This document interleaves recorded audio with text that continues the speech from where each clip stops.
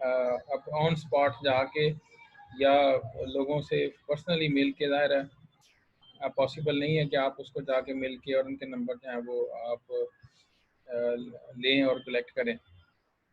उसके अलावा आपने सारा कुछ वही करना है जो मैंने आपको पहले बताया। तो किस किस बंदे ने अभी तक मुझे साइड पे आप मैसेज भी कर सकते हैं, किस किस बंदे ने आप लोगों में से प्रोजेक्ट अपने कंप्लीट किए हैं या नियर टू कंप्लीट है।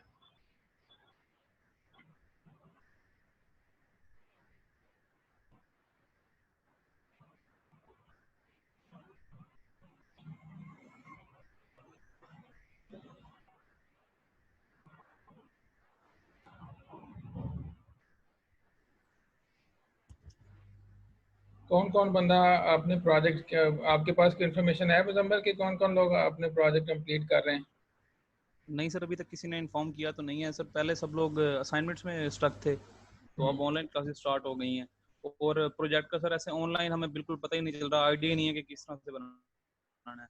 एक ये नहीं, हमें दो चीज़ों का बड़ा इशू हो रहा है। एक सर इनका जो पेपर वो बार बार दे रहे हैं ना, उसका ये जो हमारा रिसर्च पेपर वाला एक सब्जेक्ट था, उसमें वो टीचर ने पहले कहा कि आप रिपोर्ट दें, अब वो कह रहे हैं पेपर सबमिट करवाएं। तो स्टूडेंट्स को बिल्कुल आइडिया नहीं है कि वो चीज़ क्या, वो हम जितना भी ऑनलाइन देख ले हमें पता ही नहीं चलता उसका सर कि वो किस तरह से है। अच्छा। और उसका प्रोजेक्ट का भी बिल्कुल ऐसा ही है सर, किसी ने स्टार्ट तक ही नहीं किया प्रोजेक्ट का मेरे इन्फॉर्म में। बाकी जो है बाकी बता देंगे स्टूडेंट्स अगर किसी ने किया हुआ है तो। किसी बाकी स्टूडेंट ने, किसी ने किया है? Any student?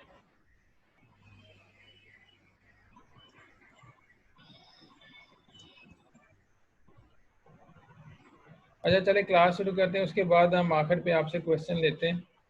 आज मेरा जी इरादा जी यही है कि आपको जो प्रीवियसली मेरे पास कुछ सबमिटेड प्रोजेक्ट्स हैं उनका मैं थोड़ा सा आपको आइडिया दूं। इसमें बेसिकली जी जी करना ये है कि हमने आपने एक रिटर्न फॉर्म में बनाना है। इसमें कोई मुश्किल वाली बात नहीं है। आपने रिटर्न फॉर्म में एक प्रोजेक्ट को डिवाइस करना है। आपने, जाहिर है कोई आपने कंस्ट्रक्शन का काम नहीं करना, सिविल वर्क इसमें कोई नहीं करना, लेकिन आपके पास उस सारे सिविल वर्क का या कंस्ट्रक्शन का एक मैप आपके पास होना चाहिए। एक ऐसी चीज़ आपके पास होनी चाहिए जिसके अंदर आप उसके उसको इम्प्लीमेंट करा सकें अपनी कंस्ट्रक्शन टीम से, या आपके जो भी प्रोक्योरमेंट के जो इदारे होते हैं उनको आप रिटर्न में दे सकें कि जी हमारा ये प्रोजेक्ट है। ठीक है। सर, उसका मॉडल बनाना है या सर उसका मैप बनाना है जस्ट पेज के ऊपर? मॉडल तो एक पार्ट होता है ना, आप मॉडल को सिर्फ फोकस कर रहे हैं, मॉडल तो सिर्फ एक पार्ट होता है। देखें, मैंने एक प्रोजेक्ट जो है ना वो हमें अब डायग्नोस्टिक सेंटर का कहा गया है, हम जीसी यूनिवर्सिटी में डायग्नोस्टिक सेंटर बना रहे हैं। ठीक है। तो डायग्नोस्टिक सेंटर के लिए आप, वाइस चांसलर ने मुझे कहा है, हम हमारी टीम को सबको कहा है कि आप अपनी सिफारिशात दे दें, आप अपनी इंस्ट्रक्शंस दे दें कि आप इनपुट दें, आप क्या चाहते हैं। ठीक है। अब ये चीज़ मैं आपको सिखा रहा हूँ कि आपको कोई बंदा कहता है कि एक डायग्नोस्टिक सेंटर बनाना है, तो आप क्या चाहते हैं। आपको कोई बंदा कहता है एक लैब बनानी है, ठीक है। आपके पास जी कोई सर। इन्वेस्टर आ जाता है, वो कहता है जी एक लैब बनानी है, तो आप क्या चाहते हैं। ठीक है। तो ये बेसिकली मैं आपको सिखाना चाह रहा हूँ कि आपने रिटर्न फॉर्म के अंदर फिर क्या चीज़ें उनको देनी है जो एक प्रोजेक्ट बनाने के लिए एक ट्रांसक्रिप्ट हो, जिसके ऊपर अमल करके, जिसको फॉलो करके बिल्डिंग भी कंस्ट्रक्ट की जाए। ठीक है। और उसको आगे रन भी किया जा सके। अब बात समझे? ठीक है तो सर। हाँ, जी सर। तो फिर मैं अभी स्क्रीन शेयर करके आपको एक प्रीवियस प्रोजेक्ट दिखाता हूँ। उसमें वो बहुत अच्छा प्रोजेक्ट नहीं है, लेकिन अभी मेरे पास वही पड़ा था, तो उसमें से जो कमी है वो भी बताऊंगा, जो जो उसमें जो ज़रा बेहतर चीज़ें हैं वो भी मैं आपको बता देता ओके सर। हूँ। ठीक है। ये आपको नज़र आ रहा है प्रोजेक्ट? जी स्क्रीन सर, नजर आ रहा। शेयर, स्क्रीन शेयर मैंने की है। अच्छा, इसमें जो है, शुरू से मैं आपको दिखाता हूँ।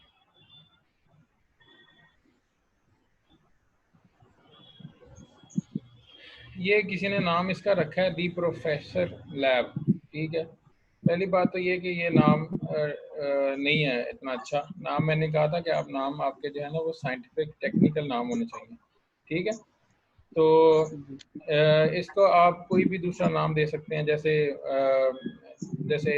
इन विट्रो लैब है, इन विट्रो लैब की जगह डायग्नोस्टिक लैब है, या सिटी डायग्नोस्टिक, या कोई भी इस तरह का साइंटिफिक नेम आप दे सकते हैं। ठीक है। तो इसमें बाकी सब लोगों को आवाज़ आ रही होगी, आपके जो सीआर हैं आपको रिप्रेजेंट कर रहे हैं, क्योंकि हम इंटरेक्टिव सेशन कर रहे हैं, तो मैं अकेला बोलता सर जाऊंगा तो काफ़ी नहीं होगा, इसलिए मैंने सीआर का माइक ऑन किया है। बाकी जी सबका सर, जो सर एक क्वेश्चन। जी जी सर लेकिन पाकिस्तान में जितनी भी सक्सेसफुल लैब्स हैं उनका किसी का भी साइंटिफिक नेम नहीं है, नहीं है, आफान बहुत good Chughtai. Question, good question. लेकिन ये सिंबल नहीं है, आपने सीखना है कि आपने किस तरह से अच्छा काम करना है। आप इसको ऐसा करें, आपको इसको डुअल कर दें, ठीक है। जैसे चुगताई लैब कोई नाम नहीं है, लेकिन अगर Chughtai diagnostic, Chughtai clinical lab होता तो ये ज़्यादा अच्छा नाम होता। अब हमारी लोगों की परसेप्शन अच्छी नहीं है, इस वजह से हम लोगों को मैटर नहीं करता कि क्या नाम है, ठीक है। अदरवाइज तो लैब जो ठीक। होती है वो तो सिंपल, जो लैब लिखना है वो तो पेट्रोल लैब ही होती है, ठीक है। पेट्रोलियम की भी लैब्स होती हैं। लैब तो हर उस जगह का नाम है जहाँ पे कोई भी साइंटिफिक काम हो रहा है, कोई भी रिसर्च ओरिएंटेड काम हो रहा है, या कोई तो फिर इस तरह से तो वो सेल्फ एक्सप्लेनेटरी नाम नहीं बनता, ठीक है। ये छोटा सा, बाकी नेम साइंटिफिक होने चाहिए लैब का इंटरनेशनल सिनेरियो में, या जब आपके पास नॉलेज की आप बात कर रहे हैं तो ये अच्छा। इसके बाद ये सबमिट कराया लोगों ने, ये लिखा हुआ है सबमिटेड टू, इधर उन लोगों ने अपना नाम लिखे हुए हैं, ये फ्रंट पेज है। अच्छा, आगे टेबल ऑफ कंटेंट्स आ गए। ये एक डॉक्यूमेंट तैयार करना, मैं आपको बता रहा हूँ कि आपने डॉक्यूमेंट तैयार कैसे करना है।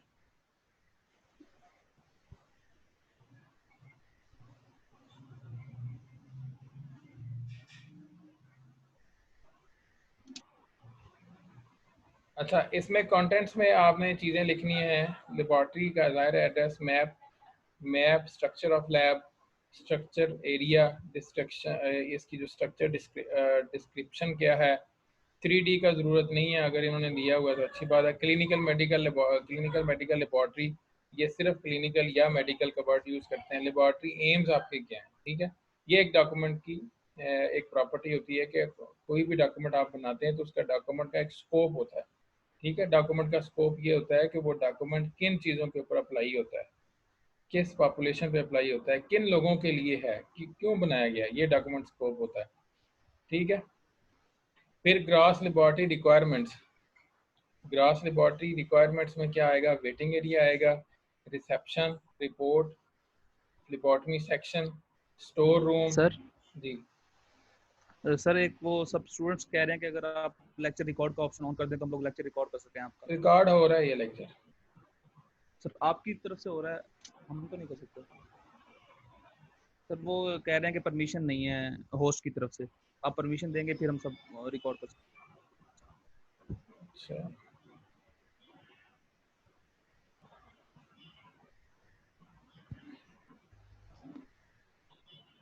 इसमें इतना कोई लंबी चीज़ नहीं है, आप इसमें अटेंड कर लें, मैं आपको रिकॉर्डिंग शेयर कर दूंगा, चलें ठीक है सर। ठीक है। अब यहाँ से क्योंकि मुझे अब रिकॉर्डिंग की परमिशन कहाँ से है, मुझे आप बताएं, अगर मैं दे देता हूँ। तो वो ये इसकी सेटिंग में बाद हमारे में पास वो चेंज करूँगा, नेक्स्ट लेक्चर में आपको परमिशन मैं दे दूँगा, ठीक है।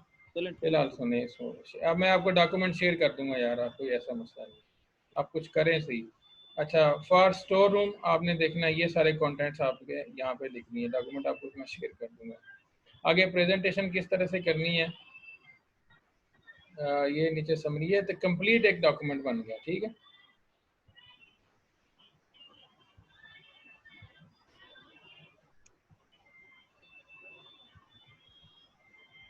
एड्रेस लोकेशन, अब लोकेशन पे आप सिंपल गूगल मैप, अब मैंने आपको कहा था कोई रीजनेबल लोकेशन दें जिसके इर्द गिर्द हॉस्पिटल हो, ताकि आपको अंदाज़ा हो कि लैब अगर हमने बनानी है तो किस जगह पे होनी चाहिए।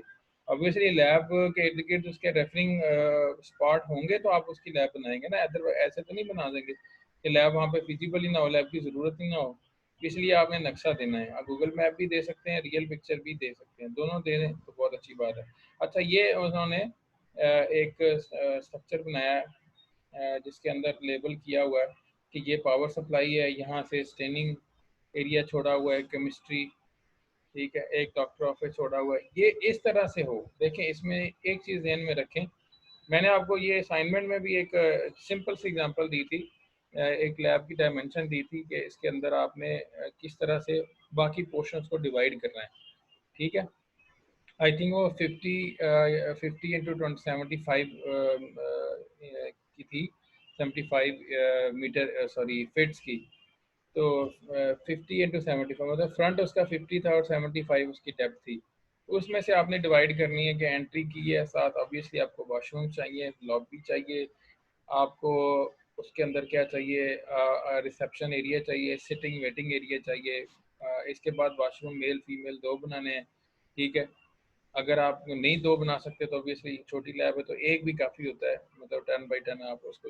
अच्छा, उसके बाद स्टोर रूम, ठीक है, क्लीन एरिया, ठीक है। उसके बाद आगे आपके सेक्शन आ जाते हैं। सेक्शंस में ये पॉलिसी अडॉप्ट करते हैं कि जो मोस्ट फ्रीक्वेंटली यूज़ होने वाले सेक्शन होते हैं उनको आप नियरेस्ट टू दी फ्लेबॉटमी एरिया रखते हैं, जो कि ज़्यादा इन्फेक्शन ज़्यादा कैरी करने में उसके आपको ज़्यादा से ज़्यादा रिस्क होता है वहाँ पे कंटामिनेशन का। इन्फेक्शन तो इसके अंदर हम आप नहीं कहेंगे, कंटामिनेशन का ज़्यादा चांसेस होते हैं। अच्छा, आपने वो ऐसे एरिया आगे जाके बनाने होते हैं जिसके अंदर आप कम से कम इन्फेक्शन, कम से कम जो है वो इंटरफेरेंस चाहते हैं। लाइक मॉलिक्यूलर बायोलॉजी अगर आप बना रहे हैं, ठीक है, पीसीआर सेक्शन बना रहे हैं, तो कम से कम आइसोलेशन माइक्रोबायोलॉजी आप बना रहे हैं, तो वो इसको आप पीछे की तरफ उनको जगह देंगे। इतनी बात तो समझ आ रही है ना, इसमें तो कोई बड़ी बात नहीं है। जी सर। अच्छा, ये एरिया आपने डिवाइड कर लेना है। अब एरिया डिवाइड करना नहीं आता होगा आपने, ज़ाहिर है बनाना, ये काम आपका नहीं है कि स्ट्रक्चर बनाना है। आपका काम है बेसिकली उसको जो है वो आइडिया देना। ये बेसिकली आर्किटेक्चर का काम है। आर्किटेक्चर को आपने जस्ट ये एक रफ आइडिया देना होता है। ये ध्यान में रखें, मैं आपको इस तरह का काम नहीं करा रहा हूँ कि जी ये आर्किटेक्चर वाला काम हमसे ले रहे हैं। आर्किटेक्चर को आपने आइडिया देना होता है कि हमें ये चीज़ें इस तरह से चाहिए, ठीक है। अच्छा, ये आपने कंसेप्ट ध्यान में रखना है कि डॉक्टर ऑफिस जो है वो ऑब्वियसली वो ऐसी जगह पे हो जिसकी चारों तरफ जरा अप्रोच हो। फिर इसके साथ ही जो है वो आपका लॉबी शुरू। हाँ, दूसरी आपके इंस्ट्रूमेंट की जो डायमेंशन है, ऐसा आपका ऐसी लॉबी तंग, ऐसा तंग रास्ते या छोटे दरवाजे लोग लगा लेते हैं, वो इंस्ट्रूमेंट नहीं रख सकते उसके अंदर। तो ये बहुत ही बेसिक चीज़ है कि इंस्ट्रूमेंट्स की जो एक साइड होती है उसको, अब मैंने आपको बताया भी था कि एटलीस्ट जो है वो 1 मीटर से ज़्यादा सिंगल डोर होना चाहिए और डबल डोर ओपनिंग की उसमें फैसिलिटी होनी चाहिए ताकि आप इंस्ट्रूमेंट्स को रख सकें। अच्छा, आगे आप स्क्रीन पे देख रहे हैं कि इस एरिया का उसने बताया है स्ट्रक्चर, ठीक है। मेन गेट कितने का है और आगे बाथरूम की मेजरमेंट बताई है, ये फिट में है, फीट में, ठीक है। उसके बाद स्टाफ रूम, ठीक है, चेंज रूम या इसको क्लीन रूम, हीमाटोलॉजी का सेक्शन है, कॉरिडोर की लेंथ है, ठीक है। ये इसने कुछ चीज़ें बताई हैं। अच्छा, इससे बहुत अच्छा भी बन सकता है, ये कोई आइडिया मैं आपको नहीं दिखा रहा हूँ, ये इसने 3D स्ट्रक्चर बना के दिखा दी है, ठीक है। सॉफ्टवेयर अवेलेबल है जिसपे आप मेजरमेंट डालें तो 3D स्ट्रक्चर बन जाती है। अब इसमें एक एरर आप देखें, इसकी जो लॉबी है यहाँ पे आप देखें ये बड़ी शॉर्ट है। यहाँ से चीज़ों को मूव करना अपेरेंटली जो नज़र आ रहा है वो मुश्किल होगा। लैब्स की जो इक्विपमेंट करने होते हैं उसमें से रिप्लेस करना, उसको आगे लेके जाना मुश्किल नज़र आता है, ठीक है। फिर इसी तरह क्लिनिकल इनका जो एम है, लेबॉर्ट्री एम, ये बुलेट्स में लिखा हुआ है, आप इसको वैसे भी लिख सकते हैं कि आपका बेसिकली एम क्या है। ये बेसिकली आपकी मिशन स्टेटमेंट होती है कि आप लैब क्यों बनाना चाह रहे हैं। ऑब्वियसली इसमें आप कहेंगे कि आप क्वालिटी रिजल्ट देना चाहते हैं at affordable prices to the local community and filling the gap of requirement at particular area. Periphery है जहाँ पे कोई लैब नहीं है और वहाँ पे आप जो है वो इसको कंसिडर कर रहे हैं, ठीक है। बाकी सारी बातें आप इसमें लिख सकते हैं। लेबॉर्ट्री स्ट्रक्चर, ठीक है। स्ट्रक्चर में वही चीज़ें, वेटिंग हॉल होगा, रिसेप्शन, लेबॉर्ट्री डेस्क होगा जिसके ऊपर लाइट की फैसिलिटी होगी, चेयर और आर्म रेस्ट के साथ पड़ी होगी, store room, staff room, changing room, clean room, ज़्यादा बेहतर है इसको क्लीन रूम कहते हैं। टेक्नोलॉजिस्ट कैबिन अगर है, पैथोलॉजिस्ट ऑफिस है, और इसी तरह बाहर पार्किंग एरिया, लॉबिंग। और आपने देखा होगा कि हमने 3D मॉडल मैंने आपसे शेयर किया था, उसमें उन्होंने आउटसाइड जो है ना वो उसकी इन्वायरमेंट भी प्रोटेक्शन के लिए जो प्लांटेशन वगैरह का भी जिक्र किया हुआ था, लगाए भी हुए थे। फिर इसमें डिपार्टमेंट, सब डिपार्टमेंट्स हैं उधर, ठीक है। पावर सप्लाई की एक आपके पास डेजिग्नेटेड एरिया होना चाहिए कि पावर सप्लाई आप क्योंकि इसमें फायर हैजर्ड्स इलेक्ट्रिक हैजर्ड्स आपने पढ़े होंगे, उनको रोकने के लिए आपके पास लिमिटेड एक छोटा सा है वो एरिया होना चाहिए जिसके अंदर आपकी सारी वायरिंग और सारा यूपीएस सिस्टम है सारा लगा होना चाहिए। ठीक है, रिसेप्शन। अब इसमें आपको लग रहा होगा ये बहुत मुश्किल चीज़ है, ये आप जैसे ही लिखना शुरू करेंगे ये आप शुरू कैसे करना है, शुरू आपने सिंपल हैंड रिटन मैप से करना है। आप लेड पेंसिल पकड़ लें, आप एरिया डिवाइड करें, इतनी दुकान की लेंथ है, उसके ऊपर आपने हाथ से ड्राइंग बना दें और उसको बाद में इस तरह से एक्सप्लेन करते जाएं कि मैंने रूम इतने का छोड़ा है। अब इसमें रूम स्केलिंग की जाती है। स्केलिंग कैसे की जाती है? ड्राइंग के लिए आपके पास फॉर एग्जांपल आपके पास जैसे मैंने आपको बताया 50/75 की आपके पास एक मेजरमेंट है, तो उसमें आपने मीटर्स को या जो उसके फुट हैं इतने फीट हैं, उन फीट को डिवाइड कर लेते हैं इंचेस में या सेंटीमीटर में। अब बात समझ रहे हैं मुजम्मल? आपको समझ आ रही है कि 1 feet is equal to 1 cm? बात समझ आ रही है कि 1 फीट जो है वो आपको 1 सेंटीमीटर के बराबर कर लें। ठीक है, उसके बाद अपने रोलर से लेके आप उसकी मेजरमेंट करके उसका मैप बना दें। अब उसका जहाँ पे भी मेजरमेंट आपकी आ रही होगी वो एग्जैक्टली अप्लाईएबल होगी, क्योंकि आपके 2.5 cm जो होगा 2.5 फीट के बराबर होगा।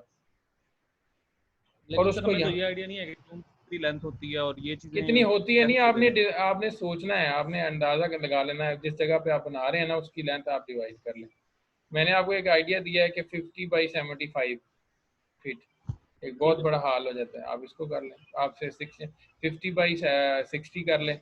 ये तो यही तो मतलब जो आपने एक्चुअल फीट में होगी उसको हमने सेंटीमीटर में कंसीडर करना है, ये कह रहे हैं आप सेंटीमीटर में कर लें, इंचेस में कर लें। आपके पास अगर चार्ट बड़ा बना रहे हैं आप इंचेस, ये होता है स्केलिंग। स्केलिंग का मतलब ये होता है कि आप जाहिर है जितना बड़ा आपके पास वो है एरिया है उतना बड़ा मैप तो नहीं बनता ना, मैप तो कागज पे बनता है। बिल्कुल सर, बिल्कुल। ठीक, उसकी स्केलिंग की जाती है कि 1 फीट को आप किसके बराबर कर रहे हैं। ठीक है, इसी तरह आपने आगे फिर जब वो बन जाएगा तो बनने के बाद आप क्या करेंगे कि उसको अब जब आप बना लेंगे तो जो भी सेंटीमीटर में होगा वो उसको आप बाद में कंसीडर, जिसके आपने इक्वल रखा है उसके कंसीडर करके आर्किटेक्चर आपको वो मेजरमेंट बना देगा। इसी तरह सारे जो आर्किटेक्चर जो मैप होते हैं ना वो इसी तरह बनते हैं स्केलिंग के बाद। अदरवाइज आपको नज़र ही सही ना आए, वो पेज के ऊपर जो जैसे नज़र आ रहे होते हैं रियल में उनकी मेजरमेंट ऐसी होती है, प्रोपोर्शनल मेजरमेंट होती है। जो जितनी पेज के ऊपर है ना इतनी प्रमोशनल मेजरमेंट उसकी एग्जैक्ट लोकेशन के ऊपर होती है। अच्छा, ये हो इसके बाद आपने इक्विपमेंट सबसे इंपॉर्टेंट है जो आपने सीखना है ना। फॉर एग्जांपल हेमाटोलॉजी के लिए आपने क्या इक्विपमेंट लेना है? इक्विपमेंट आपने सबसे इम्पोर्टेंट जो है ना वो देखना है कि आपने किस एरिया पे कौन सा इक्विपमेंट लेना है। हेमाटोलॉजी के लिए आपने हेमाटोलॉजी एनालाइजर लेना है, इसमें इसका जो सिस्मैक्स के आपने इंस्ट्रूमेंट फॉर एग्जांपल लेने हैं, XP100 आ रहा है, KX21 आ रहा है। ठीक है सर इसमें वो नहीं लिखे हुए इंस्ट्रूमेंट्स, ये इधर मिस्टेक है, ये हमने लिखने हैं यहाँ से, ये लिखे हुए शेल्फ वगैरह, चेयर वगैरह, जैसे माइक्रोस्कोप। नहीं नहीं, ये तो मैं आपको एक स्टूडेंट का ही काम है ना, ये आइडियल तो नहीं है ना, ये तो मैं आपको जी जस्ट जी मैं आपको बता रहा हूँ कि इंस्ट्रूमेंट आप ये देखें आगे इंस्ट्रूमेंट रिक्वायरमेंट सेंट्रीफ्यूज 12 होल वाली गुड क्वालिटी 3 पीस। ठीक है, इसी तरह माइक्रोस्कोप आपको चाहिए, ओलंपस और इक्विवेलेंट लिखी हुई है। कैलरीमीटर चाहिए आपको, नहीं चाहिए कैलरीमीटर, इसका ज़माना ही खत्म हो गया। सेमी ऑटो एनालाइजर आपको चाहिए, एलाइजर रीडर चाहिए, ये इंस्ट्रूमेंट आपके। ठीक है, और आई वुड सर ये जो सजेस्ट जी डिपार्टमेंट वाइज है उसमें हमें इंस्ट्रूमेंट्स लिखने हैं या अकेले, मतलब नीचे डिपार्टमेंट वाइज एक। डिपार्टमेंट वाइज लिखें, इकट्ठे लिखने का कोई ठीक फ़ायदा नहीं है। आप डिपार्टमेंट वाइज लिखें, आपको पता चलेगा किस किस डिपार्टमेंट में कौन सा इंस्ट्रूमेंट चाहिए। ठीक है, ये बहुत इनसफिशिएंट है, ठीक है सर। इसको कंप्लीट नहीं किया। देखिए आप जब लिखना शुरू करेंगे न्यू बर्ड चैम्बर से लेकर स्लाइड कवर, कवर स्लिप और लाखों चीज़ें उसमें आती हैं, लेकिन आप लाखों लिखनी नहीं होती, लाखों मतलब थाउजेंड्स चीज़ें इसमें छोटी छोटी आ जाती हैं। तो आपने सारी नहीं लिखनी, लेकिन आपने मैक्सिमम लिखनी होती है ताकि आपको ठीक एक अंडरस्टैंडिंग हो जाए कि लैब के लिए क्या चाहिए होता है। स्टाफ, ठीक है, स्टाफ इन्होंने देखे ना एक आइडिया के पैथोलॉजिस्ट विजिटिंग पे, टेक्नोलॉजिस्ट शिफ्ट इंचार्ज हैं, टेक्नीशियन 4 हैं। ठीक है, जूनियर टेक्नीशियन आपने 6 रखे हुए हैं, फ्लिपॉटमिस्ट 2 हैं, रिसेप्शनिस्ट 2 हैं, हाउस कीपर 1 है, सिक्योरिटी गार्ड 1 है और मार्केटिंग ऑफिसर। ये बड़ा रीजनेबल उसने स्टाफ को दिया हुआ है कि स्टाफ अपना रीजनेबल एक स्टाफ है। ठीक है, पैथोलॉजी स्टाफ रेगुलर अफोर्ड नहीं करते विजिटिंग पे जो केसेस होते हैं इसी तरह टेक्नोलॉजी शिफ्ट इंचार्ज से 2 शिफ्टों में अपने काम शिफ्ट भी डिसाइड करने हैं। अगर आपके नियरेस्ट कोई ट्रामा सेंटर है, इमरजेंसी सेंटर है, हॉस्पिटल है और ओवरनाइट आपको सैंपल आ रहे हैं, तो फिर आप 3 शिफ्ट भी लेके जा सकते हैं, अदरवाइज 4 शिफ्ट 2 शिफ्ट काफ़ी होती हैं। यही तो चीज़ें आपने सीखनी है कि जी लैब में एक जगह बनाओ, ये प्रैक्टिस करनी है आपने, इसमें कुछ भी आपका नुकसान नहीं होगा, फ़ायदा ही होगा। समझ जी रहे हैं सर। मेरी बात? सर और इसमें लैब में ये भी है कि ये कौन सी कैटेगरी की लैब है, कौन से लेवल की है और इसमें कितना बजट रिक्वायर होता है, ये सब चीज़ें इसमें मैटर करती हैं। ये मैटर भला कैसे करेगा? आपने जिस जगह पे लैब बनानी है वो जगह आपको बताएगी कि आपने इन्वेस्टमेंट कितनी करनी है।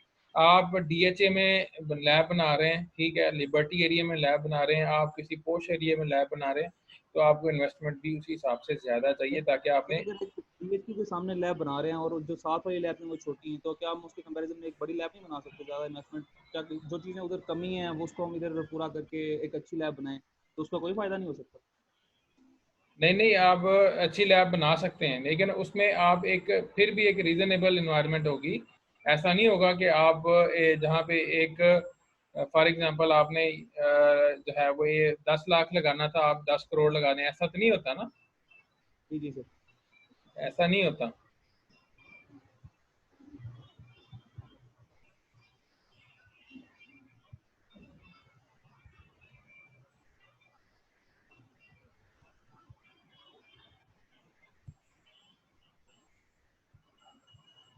अच्छा, आगे चलते हैं। ये इसका स्ट्रक्चर आ गया।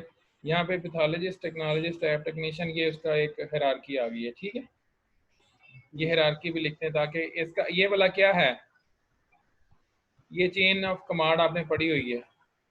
जी जी सर, जो आपने पढ़ाई हुई। चेन ऑफ कमांड, ठीक है। जी अच्छा, ड्यूटी रोस्टर लाजमी करते हैं, ड्यूटी रोस्टर बनाएंगे आपके रिसेप्शनिस्ट जो है वो, अब इसमें उन्होंने अपने क्लास वाले उसके नाम लिखे हुए, ठीक। ठीक है।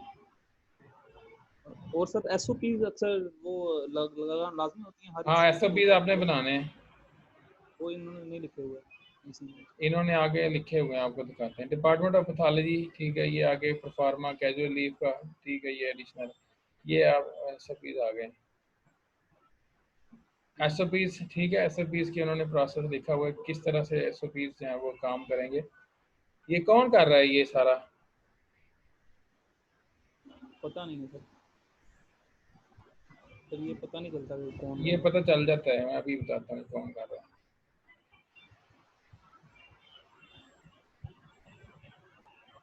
अच्छा, नेक्स्ट है ये देखें ना, पीपी आगे। तो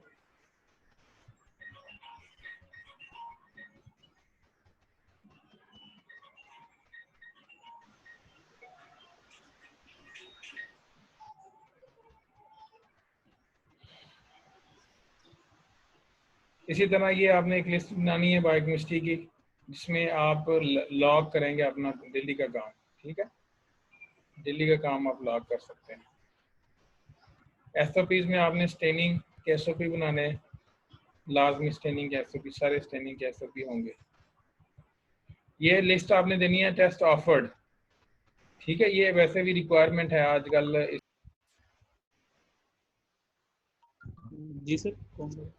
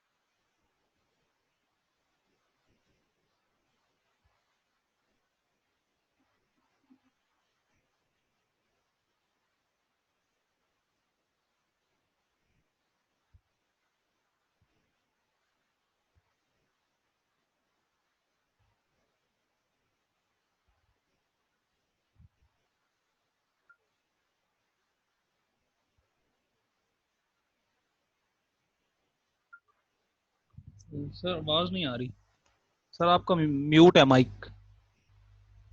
आपका मैं ये कह रहा हूँ कि आपने नियरेस्ट जो है ना वो हॉस्पिटल लिखने, जी नियरेस्ट लैब्स लिखनी है, जी ठीक जी। है। सर आपका म्यूट माइक था, वो माइक म्यूट था थोड़ी देर से ना, अभी वो अनम्यूट हुआ है। अब मैं वही बता रहा हूँ, ये इसमें सिस्टम में कोई गड़बड़ इसमें हो गई है। तो जी फार्मेसीज जो आपके करीब है, वो जो सिलेक्ट किया हुआ एरिया आपने, ठीक है, उसके करीब फार्मेसीज क्या है, ठीक है। अब इसमें rate list, comparative rate list आपने बनानी है कि आपने क्या रेट लिस्ट ऑफर की हुई है, इर्द गिर्द वाले लोगों की होंगी। इसमें मेजर कोई, जैसे इसने 12-13 टेस्ट लिए हैं, इनका आप कंपैरिजन बना लें कि हम इनके मुताबिक कितनी रेट लिस्ट देंगे, ठीक है। कि ये किस लिए ज़रूरी है कि ये ज़ाहिर है इसको कम्पीट करना है, और आपने नए मार्केट में नए भी हैं, और आपने इसको कम्पीट भी करना है, पेशेंट को जो है वो सेटिस्फाई भी करना है काम मिनिमम टेस्ट के ऊपर।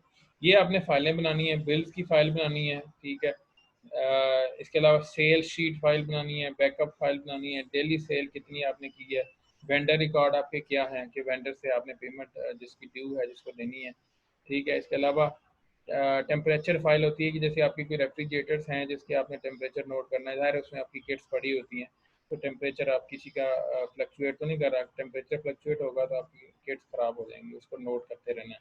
मटीरियल सप्लाई फाइल, MSDS होता है, मटीरियल सेफ्टी डाटा शीट, जिसमें नहीं लिखा हुआ मटीरियल सेफ्टी डाटा शीट, ये होती है कि लैब में यूज़ होने वाले हर इक्विपमेंट की एक जैसे फॉर एग्जांपल फिनाइल है या HCl है, तो उसकी मटीरियल सेफ्टी डाटा शीट के अंदर एक इंफॉर्मेशन होती है एक पेज के ऊपर कि ये किसी के ऊपर गिर जाए तो क्या करना है, वाश किससे करना है, एसिड है तो बेस इसके करीब नहीं लेके आना, पानी से अगर वाश करना है तो कैसे करना है, इसका इसके बाद जो है वो अगर आपके स्प्लैशेज हो जाते हैं तो क्लीन कैसे करना है, या इन्वायरमेंट को प्रोटेक्ट कैसे करना है। तो ये होता है material safety data sheet, MSDS।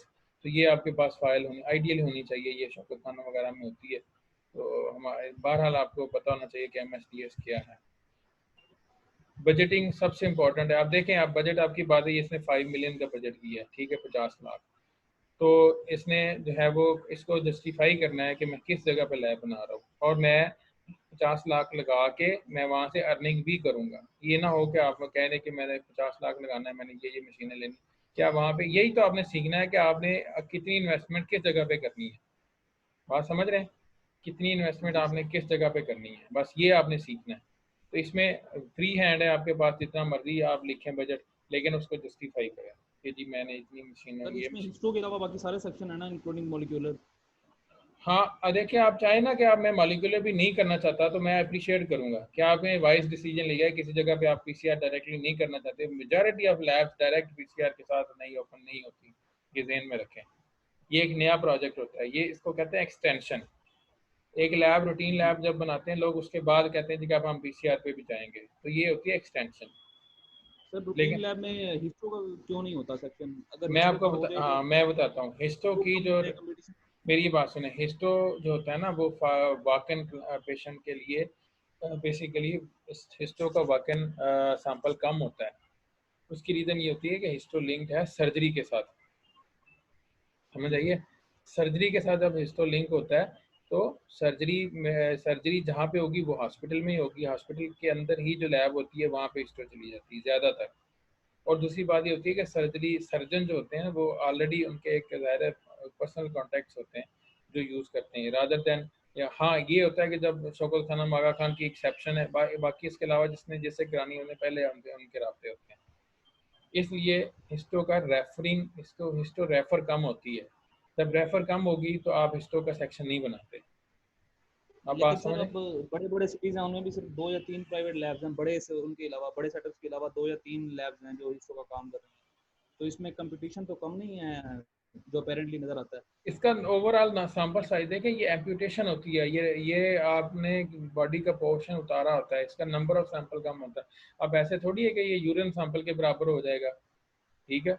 जी। अब एक उसका परसेंटेज ही कम है, एक सैंपल रेफर ही कम होता है, ठीक है। तो और इस, एक्सपेंसिव भी काफी ज्यादा है। और दूसरी बात ये पहले पंजाब से तो आगा खान सैंपल लेता था, फिर उन्होंने जब उनके पास ज़्यादा हो गया ना तो आगा खान ने सैंपल स्टॉक लेने बंद कर दिए थे, ठीक है। उसके बाद का सारा जो है वो पंजाब को शौकत खानम कवर करना शुरू कर दिया।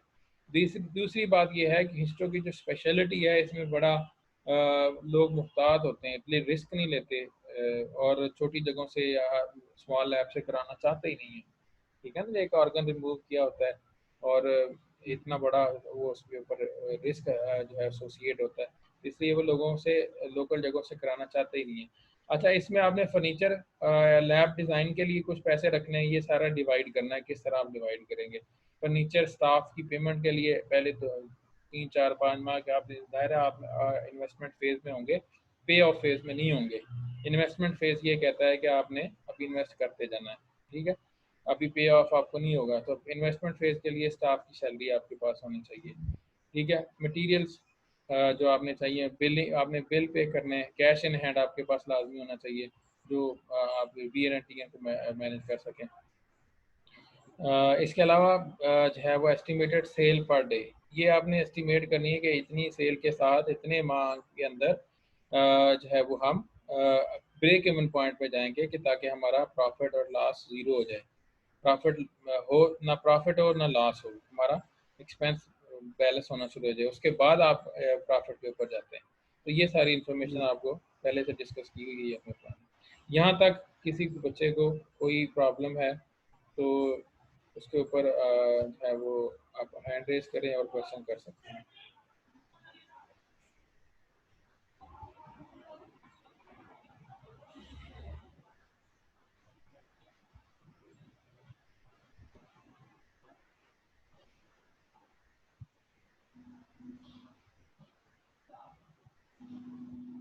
जी,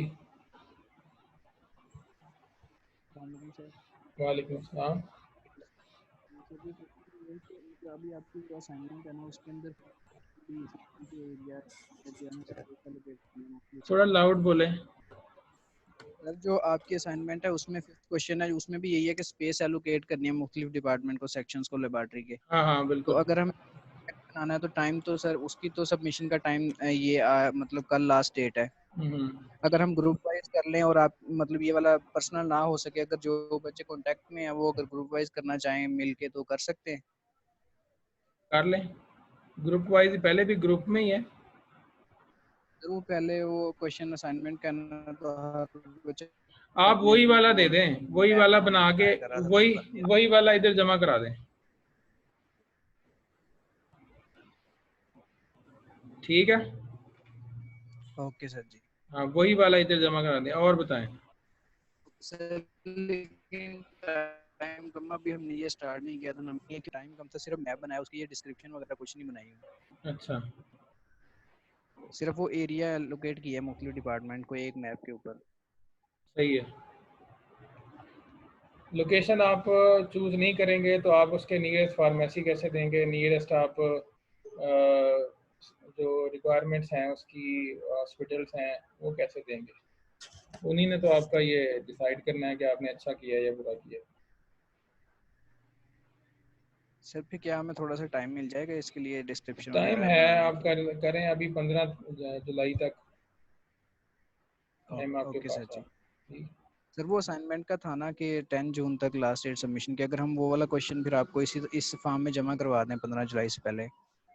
वो असाइनमेंट को अलग रखें, लेकिन आप सेम वर्कआउट जो आपका है ना वो आप मुझे इसमें भी प्रोजेक्ट में भी वही आप जमा करा सकते हैं, इसमें कोई ऐसा मसला नहीं।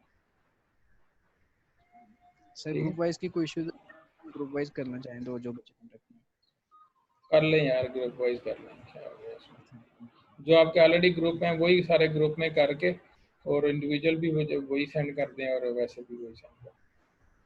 और सर ठीक है, अगर मतलब सर जी जो पहले ग्रुप बने हुए हैं ना वो बच्चे अब दूर दूर रहते हैं, अगर कोई सिटी के नज़दीक के हैं तो आप इसमें मिल के तो आपने मतलब ऑनलाइन ही अगर कर करना है, सकते हैं। आपने कौन सब इकट्ठे बैठ के करना है? तो कुछ नज़दीक के हैं तो हम एरिया वगैरह हॉस्पिटल वगैरह विजिट करके, लैब वगैरह विजिट करके अगर कोई लेना चाहे इन्फॉर्मेशन तो ले सकेंगे इजीली। चलें सही है, कर लें।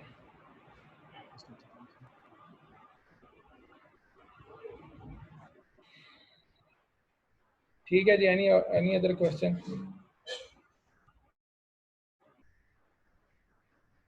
हेलो, कोई और question? No sir, thank you sir. चलें ठीक है। अल्लाह हाफिज़ सर।